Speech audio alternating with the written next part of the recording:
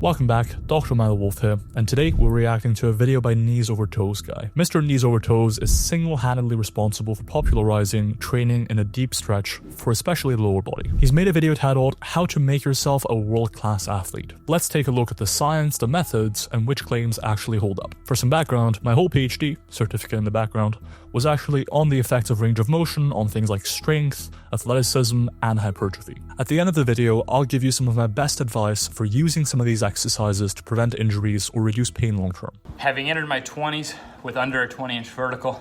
Literally, I don't know if he could touch the rim with his fingertips with no basketball or anything else.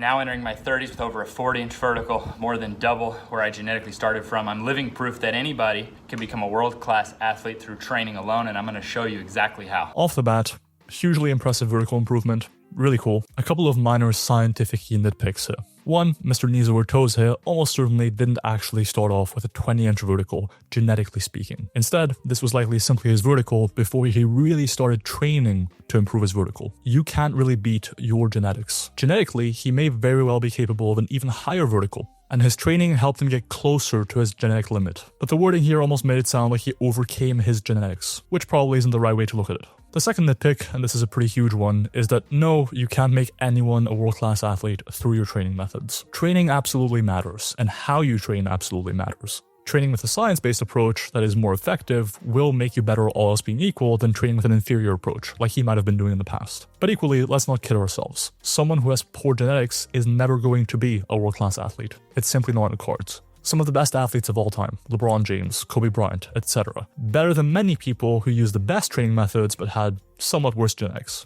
So no, even the Mr. KneesOverToes approved methods will not single-handedly make you a world-class athlete. You'll need a confluence of other factors like good genetics, good sleep, good diet, etc.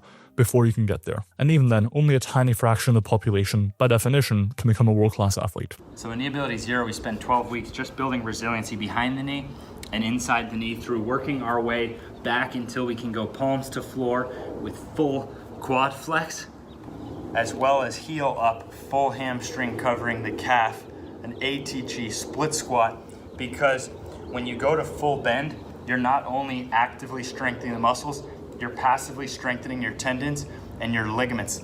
This explains the modern athlete who looks good, but we see an epidemic of tendon problems, patellar tendonitis, ACL tears, for example. And that's because no matter how strong you ever get your muscle, the tendons and ligaments are stronger than muscle tissue. So unless you're training to full bend, you are still vulnerable to patellar tendonitis, you're still vulnerable to tearing knee ligaments. It also takes longer. So your muscles can get more blood flow, they can respond faster. Tendons and ligaments take longer. This also explains why the greatest jumpers of all time, let's look at Kadorziani, 50-inch vertical in dunking, Stephen Holm, 5'11", gold medalist high jumper, were the best full knee benders of anyone in their sports and able to compete for longer. And now Kador's 47, 5'11", still dunking. Stephen's in his 40s, still crazy bouncy. So maybe now my 19 to 42.5-inch vertical transformation doesn't seem as crazy when I've been the most obsessed with internal knee adaptation, actually getting world-class tendons and ligaments as their own training factor, not just muscles. First off, hugely impressive feats by these athletes. Explosiveness and power are some of the characteristics that decline the fastest with age. Here they are, in their late 40s, still absolutely crushing it. So huge respect there. Everything I'm about to say with injuries comes with a caveat. My expertise is not in the physical therapy realm. Instead, here are a few broad findings around injuries from the literature. One, there does seem to be some research suggesting that tendons take longer to adapt overall compared to muscles. And for example, the optimal frequency for tendon rehab might be lower than that for hypertrophy. So you might want to train the target tendon only once or twice a week, as opposed to more often from a muscle growth perspective. The timelines are simply a bit longer when it comes to tendons. 2. Training in general, resistance training specifically, through a full range of motion or even through a partial range of motion, is a great idea when it comes to building resiliency for sports. And in fact, strength training as an intervention, as compared to things like flexibility training, seems to have the most powerful effect on reducing injury rates within sports. Does that need to be these sort of like really high tension, eccentrically overloaded movements? Maybe not. It could be that you get most of the same benefits by just training with a full range of motion or a stretch emphasis in the gym with normal movements like leg curls, full range of motion squats, bench presses, pull downs, etc., etc. The truth of the matter is that many athletes actually skip lifting altogether under the illusion it will make them slow or worse at their sports. The truth is, lifting is actually good in terms of preventing injuries and generally makes you a better athlete, not a worse one. If you want to level up your training, check out MyoAdapt, the app I co-founded to help you apply the science from this channel. It builds evidence-based routines around progressive overload and smart exercise selection, lets you emphasize the muscles you care about, and tracks progress automatically. Train anywhere, home or gym, in as little as 15 minutes, and switch between gyms seamlessly. Head to myoadapt.com and use code WOLF for a free 2-week trial. If you prefer to work with me directly, you can also apply for one-on-one coaching, where I'll work with you directly to optimize your training, nutrition, and recovery. Big thank you as always to Rascal Apparel for supporting the channel. You can use code WOLF for 10% off their training gear at rascalapparel.com. And finally, when it comes to certain injury types, and specifically here I'm thinking about hamstring strains, there is research to support that training a muscle at long lengths is beneficial for reducing injury rates. For example, one exercise that's received a ton of attention in the literature is the Nordic hamstring curl. In the Nordic hamstring curl, with your hips fully extended, you get the hamstrings to a very long muscle length. In addition, many strength and conditioning coaches have athletes do these as eccentric only reps. Since eccentric contractions allow the muscle to produce more force compared to a concentric contraction, you're dealing with an exercise that forces your hamstrings to produce very high tension at very long muscle lengths, since both your knees and your hips are fully extended at the bottom of the rep. And Nordic hamstring curls have a pretty good track record of reducing hamstring strain injury risk. There's a great review paper on the topic I'll link here. There are a few potential mechanisms here, but fundamentally what's likely happening is that the hamstrings are getting better at producing forces at long muscle lengths, where during sprinting, for example, they would otherwise be prone to injury due to overstretching. By making the hamstrings stronger in that position, you're able to effectively reduce the likelihood of overstretching. There are 3 potential mechanisms as to how the hamstrings really get stronger in that position. The first is that by training eccentric contractions at long muscle lengths with high tension, in the long run, you'll stimulate an increase in serial sarcomere number. Sarcomeres are the individual functional units of a muscle fiber, and each individual sarcomere has a length-tension relationship. And there's a certain sarcomere length called the optimal sarcomere length, where it's producing the maximum tension. However, during the late swing phase of sprinting, for instance, which is where a lot of hamstring strain injuries happen, your sarcomeres are actually at longer lengths, where they aren't able to produce quite as much force. As a result, they sometimes can't produce enough force to prevent overstretching. However, by training the hamstrings at these longer sarcomere lengths over time, you're stimulating an increase in sarcomere length. Long term, once each sarcomere has reached a sufficient length, your body then increases the amount of serial sarcomeres it has, allowing each sarcomere to yet again operate at its optimal length during this phase of the movement. Basically, your muscle just gets more efficient at producing force in this dangerous position. Another potential mechanism is simply that your muscle gets bigger and stronger, and therefore, when you get to that phase of the movement where you're prone to hamstring strains, you're stronger and you're able to prevent overstretching. The third mechanism is a bit more physiological. Specifically, non-contractile elements may adapt as well. For example, tight end stiffness might increase, or certain parts of your tendon might adapt in a certain way. Finally, it's possible your nervous system simply gets better at recruiting motor units to produce force at longer muscle lengths. Importantly though, nearly all of this research is in the context of eccentric training as opposed to dynamic training. So whether or not this generalizes to regular training with a concentric and an eccentric phase in most gym movements is relatively unclear. But at the very least, there is some research to back up the idea that training at long muscle lengths could help with injury risk from sports. Now after that 12-week base, we're going to spend the next 12 weeks just fighting down for a 3 count and pushing back up. If you're a pro athlete, go ahead and get a Nordic bench.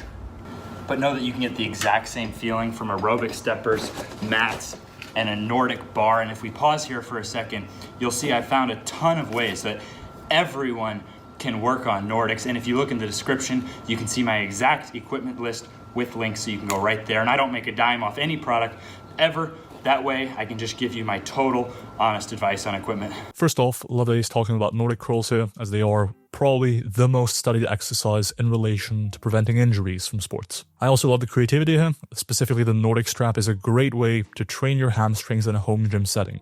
It's exactly what I've been doing. All I did was order some ratchet tie-down straps. Those allowed me to pin my ankles against the bench and perform Nordic curls even with no special equipment. They cost like $5. And that's probably the best leg curl or hamstring isolation option when it comes to training from home. So you're going to set an interval timer for 5 rounds of 1 minute, and then just try to get a 3 count. 1, 2, 3. Push back up.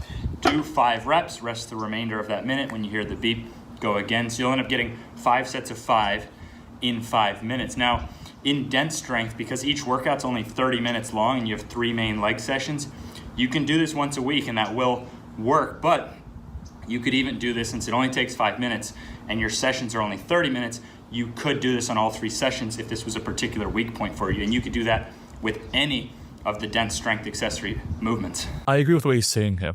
From the research as well, it seems like you don't need to do that much outside of the field or the court and get the benefits from a strength training perspective.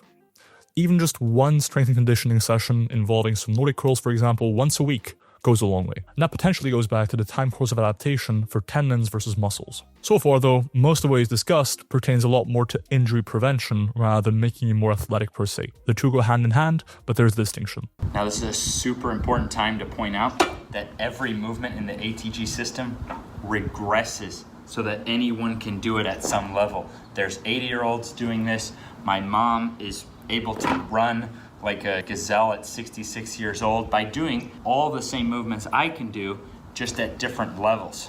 In my case, for example, when I began the ATG split squat, I had to elevate one foot, lift my heel, and use assistance from the off arm because I was starting with 3 surgical alterations, told this knee would never fully bend, doing exactly what it's doing right now, and it had 10 years of patellar tendon issues, not to mention my right side had more diagnosed tears, so the right side actually took even longer and was more difficult because I didn't want to have more surgeries at that point and I wanted to figure out how to heal it naturally. So think of the ATG system, think of movements like this as learning a new language, right? By myself, without the right starting point, I could look at Chinese every day the rest of my life and never learn a single word. I would never be able to learn a single word. But with the right teacher to allow me to learn one word at a time, anyone could learn Chinese to some degree. We would all start somewhere, but anyone could learn a new language, but you could stare at a different language your entire life without knowing the right entrance point. Without getting started, you could look at it your whole life and never figure out what a single word means. 100% agree here. I think starting as easy as possible, especially with more challenging movements like the Nordic curl or reverse Nordic curl, is a great idea. The best case option is you're able to use a machine, for example, to make the Nordic curl assisted. Or like I've done on the channel several times, you bend the hips to make the movement a bit easier. This can limit range of motion at the knee, but ironically enough, you're stretching the hamstrings more at the hips. So all in all, I think it's a good way to make the Nordic curl a bit easier. In general though. Meanwhile, in dense, we're building even more resilience in the upper calf and lower hamstring with the slant board calf raise and the slant board Jefferson curl. While building resilience in the upper hamstring by dumbbell loading the seated good morning. So I absolutely love the seated good morning variation here. Great way to train the biarticular hamstrings, the ones that insert both the hip and the knee at very long muscle lengths. Your hips start pre-flexed, meaning your hamstrings are pre-stretched. That being said, I do prefer using a barbell for this one if you're going to do it, just because it allows for heavier loading and a bit more range of motion. Just make sure you do these near a rack so you can just re-rack the weight when you're done safely. As well as gradually loading the ATG split squat while achieving world-class hip flexor length. I'm not sure if this has been covered on the channel just yet at the time of posting this video, but I have changed my mind on what he calls the ATG split squat. I used to think lunges were next to useless as a hypertrophy exercise in the sense that there are better alternatives out there, but having experimented with ATG split squats, like Ben Patrick is doing here, specifically using one hand to hold onto something for stability and one hand for a super heavy dumbbell, it is actually a pretty effective hypertrophy exercise. And you can take the stretch emphasis even further by doing partials at the bottom, just going up about halfway and then coming back down. And again, we need more research to really confirm this. So that we can maximally fire our glutes in the third and final program progression, the standards to world-class program. This means a standard is something I know anyone can achieve, and then depending on your goals, do you want to be a rock climber or do you want to be the highest jumper in the world? We can take different parts of your body to national or world-class levels. This is the standard. 5 reps where you're starting, making a diamond shape, resting on the upper crest of your glutes. Then the first thing that contracts is your glutes, thereby bringing your torso off the bench, and then you're trying to keep your shoulder above your hip. Then you're still gonna fight down 1, 2, 3, and then I would give you 1, 2, 3, 4, 5 seconds to reset.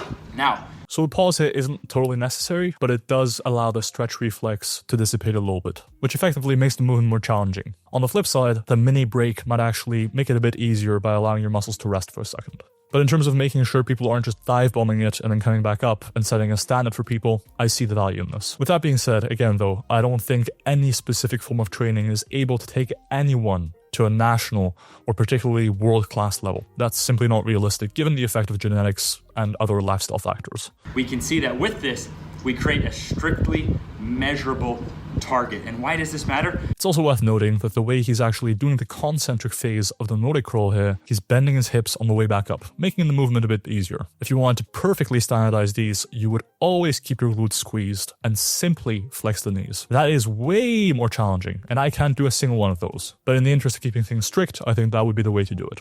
In this clip is 35 years old, and out of 25 NHLers in the gym at that time, he was the only one who could do the flat bench Nordic, and he's the greatest speed longevity case in hockey history.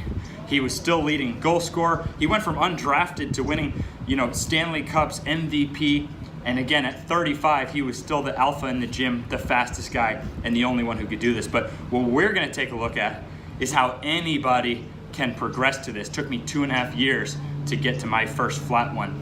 Marty St. Louis trained these for almost 10 years. Real talk, there is some research behind all of this. The research isn't yet at a stage where everything is saying is actually confirmed. That's going to take a lot more studies. What I would like to see from a scientific perspective is a bit less reliance on feeling like the alpha in the gym. And here's an athlete that does this and happens to also be good. Because that's sort of N equals 1, 2, 3, however many athletes it is, doesn't actually constitute solid evidence. Some of the best athletes in the world do practices that aren't necessarily effective, but they do so much other stuff right. They have great genetics, they've been training hard for decades. But in the end, that small little suboptimality doesn't really matter in your grand scheme of things. And for basically any practice in any sport, you can find someone great who did it. So instead of saying, hey, we have these great athletes, they also happen to be doing Nordic curls, what would be great is saying, hey, we have these athletes, but also here's some research in more controlled settings showing that what I'm talking about here actually works. The secret is hip elevation. Myself and most of us genetic weaklings, remember the Chinese analogy? We're looking at the Marty St. Louis Nordic, we're looking at Chinese with no idea how to get there, but look, it's the exact same thing, just using gravity on our side. So I'm still gonna contract the glutes and then pull, fighting down 1, 2, 3. Now let's imagine this over considerable time, going down, down.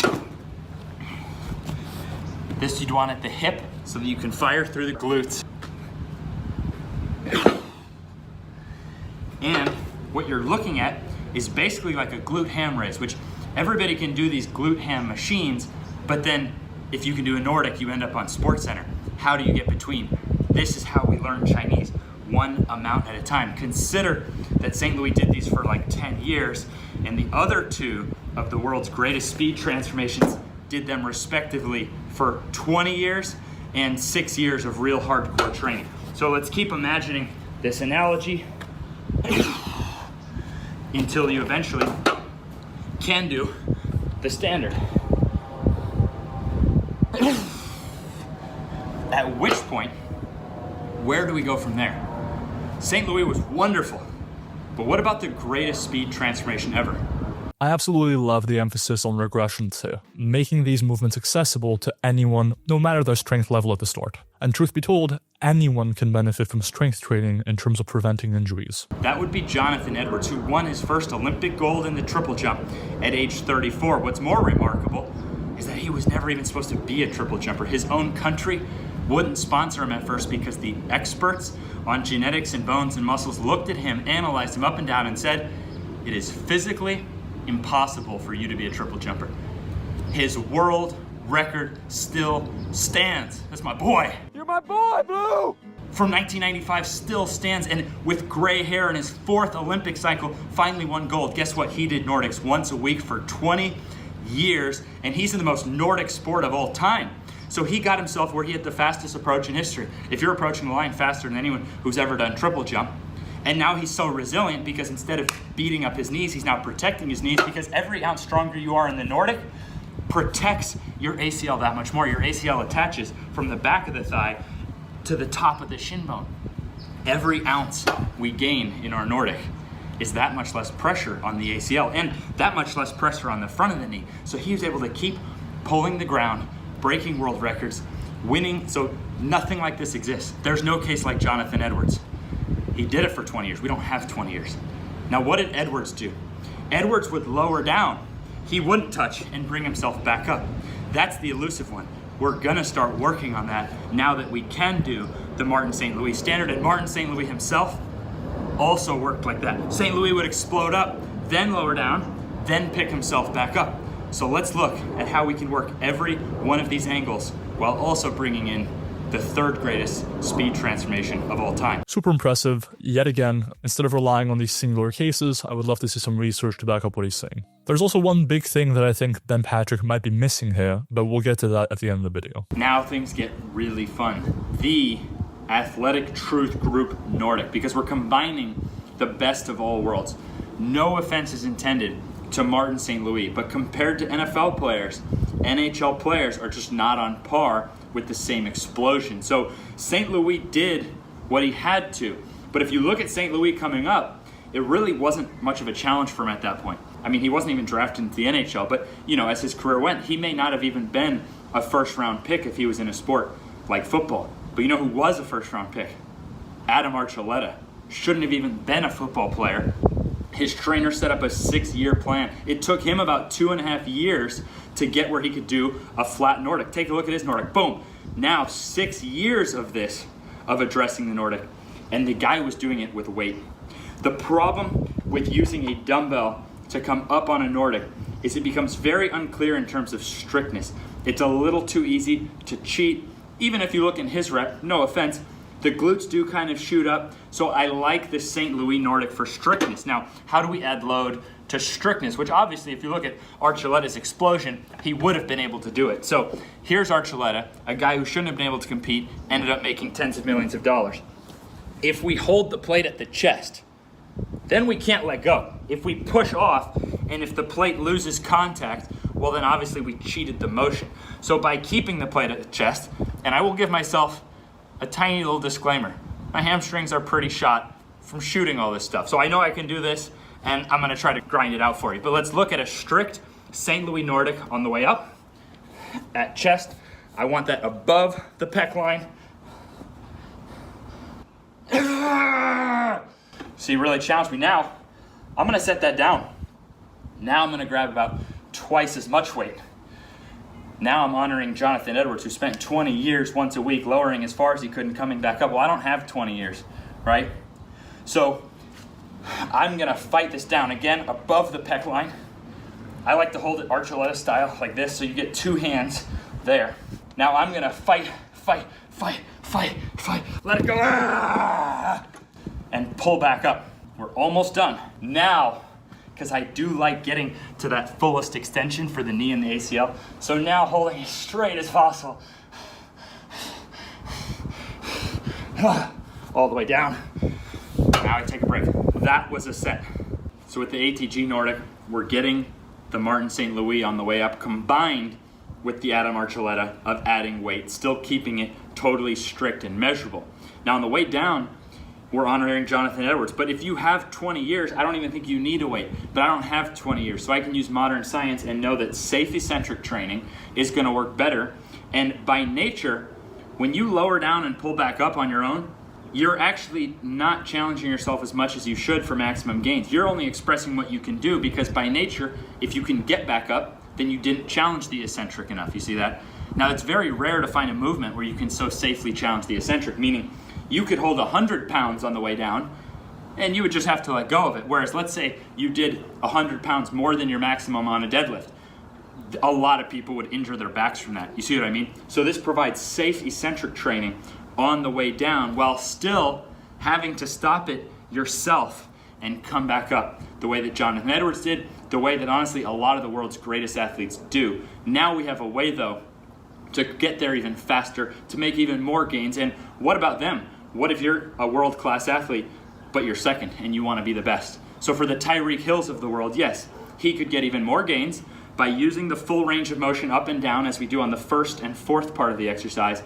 And then doing what he does, but adding eccentric overload to create even more resilience and more knee protection on the way down. I love that he's referring to eccentric overload training here, because ultimately, that's mostly what's been studied in the research when it comes to preventing, for instance, hamstring strains. And then we measure their injury rates following that intervention. In the research, almost exclusively, we use eccentric-only Nordic hamstring curls. And whether or not, for example, the benefits of eccentric-only Nordic hamstring curls generalize to regular hamstring curls, which in turn generalize to regular training in the gym with a full range of motion, all of that stuff is a bit less clear. So in this case, if we can get closer to what we know works from the research, that really heavy eccentric loading during the eccentric on a Nordic hamstring curl, that is a great thing. With that being said, I don't think eccentrically overloading the Nordic hamstring curl is necessarily any safer or less safe compared to eccentrically overloading the deadlift. Likewise, what I would love to see is to find a way to eccentrically overload not just the first rep, but then every single rep thereafter as well. Additionally, when it comes to hypertrophy specifically, so muscle building, eccentric overload training doesn't necessarily cause more muscle growth. Is it helpful from an injury prevention standpoint? Yes, probably. For one, like I mentioned, almost all of the research focuses on eccentric only or eccentric overload training,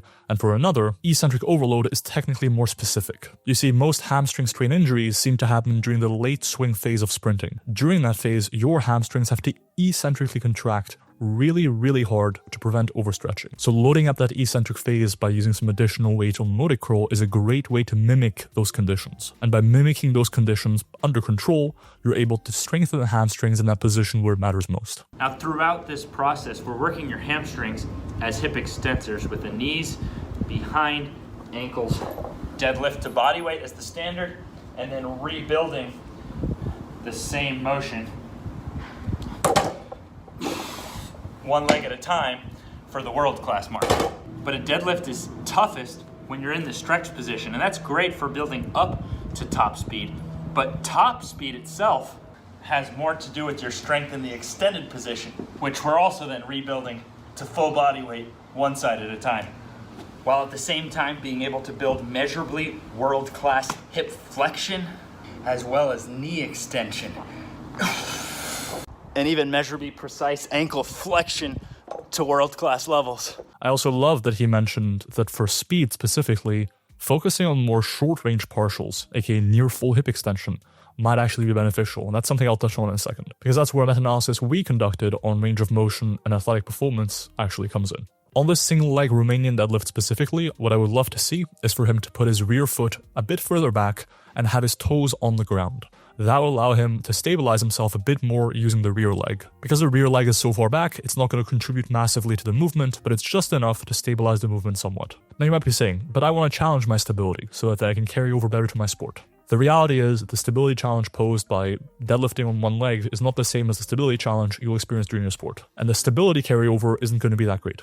Instead, you're likely better off training in a relatively stable condition, really stimulating hypertrophy and strength gains, and then carrying those over to the field. Because yes, your hamstrings and glutes are the most powerful muscles in your body and determine largely how fast and hard you can go forwards, at which point what matters is how strong your decelerators are. So this provides a route not only to measurably make yourself as good of an athlete as you want to be, but to measurably make yourself as bulletproof as you want to be. Alright, so my thoughts on this video as a whole. First off, I love that he popularized strength training as a means to prevent injuries in sports. The strength and conditioning world has a lot of myths. One of the only things we know with any degree of certainty is that strength training, in general, is likely a good thing when it comes to improving your performance on the field and preventing injuries. Additionally, I like the emphasis on movements like the Nordic curl, which are eccentrically overloaded, high tension on all muscle lengths, and actually have evidence behind them for preventing things like hamstring strain injuries. I know he couldn't possibly cover everything in one video, but here's a few more generalizable principles that I've come across in the research. Number one, from a practical perspective, I would have loved to see other longer muscle length movements mentioned. Things like the reverse Nordic curl for the quads, deep dips for the chest and triceps and shoulders, pullovers for the lats and shoulders, even Jefferson curls for the back. If there is anything to training a muscle at longer muscle lengths with high tension, these movements should also elicit a similar protective effect for other joints. This is speculative, mind you, but I think it's worth noting. I have a whole bunch of videos on my channel detailing how to train different muscles and joints at long muscle lengths, so you can check those out if you're interested. Number two, and this is a big one, he kind of alluded to but kind of didn't, and I really want to hammer this one home. From a performance perspective, So making sure that whatever you do in the gym is going to carry over to your sport. Training in the specific range of motion is a good idea. In sprinting, for example, most of the time, you're actually extending the hips from a pretty extended position already. You're never really in a deep hip hinge position. And the same goes for nearly every sport out there. Jumping during basketball, you never get into a deep squat position. A few years back, I conducted a meta-analysis looking at all studies on range of motion. Basically, studies where researchers had two groups of participants. One group of participants would train with a full range of motion, for example, and the other group with a partial range of motion. When it came to performance adaptations, things that athletes actually care about, training in the specific range of motion of the outcome seemed to be beneficial. For example, when participants trained with a partial range of motion during training, they got better at a partial range of motion training outcome, like a sprint, versus people who trained with a full range of motion. However, when it came to full range of motion outcomes, people who trained with a full range of motion got better at those outcomes compared to people who trained with a partial range of motion. All that to say, the principle of specificity is real when it comes to range of motion. So doing some of your training in the super deep stretch for injury prevention and whatnot isn't a bad idea. But on the flip side, if you're an athlete who's really trying to get better at your sport, doing quarter squats sometimes is a great idea, because training in those ranges of motion will carry over better to your sport than always sinking every single rep. It's simply the principle of specificity. And as we showed in our meta-analysis, there is pretty solid research backing this up. Number 3, a lot of what KneesOverToesGuy is saying here carries over to hypertrophy as well. We've seen in the research that training a muscle group at longer lengths or in a deeper stretch benefits it from a growth perspective. Movements like the Nordic curl or the reverse Nordic curl that both train the target muscle group in its deep stretch position with high tension seems to be beneficial for growth. We're actually conducting another meta-analysis on exactly that topic right now, which might be out in the next few months, so we can share those results then. But basically, this same approach is likely also going to build more muscle compared to training in a more conventional approach. Point number 4, from my coaching experience and from some research out there, training at very long muscle lengths in that deep stretch or at very short muscle lengths, like in that peak contraction, both can actually elicit a slightly painful reaction if you have a pre-existing injury. So when you're working up to some of these exercises at really long muscle lengths, but you have a pre-existing injury, take it easy. Do so gradually. Overall though, really appreciate what KneesOverToesGuy has done for the movement. That's the video, and I will see you in the next one. Peace.